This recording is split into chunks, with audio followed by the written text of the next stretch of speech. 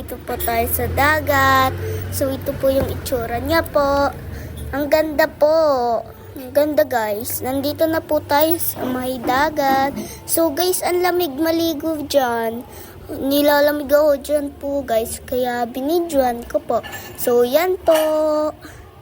Yan po yung dagat.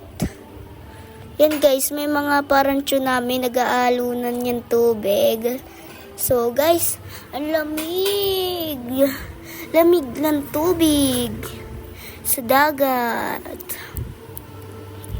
Thank you for watching. Bye-bye.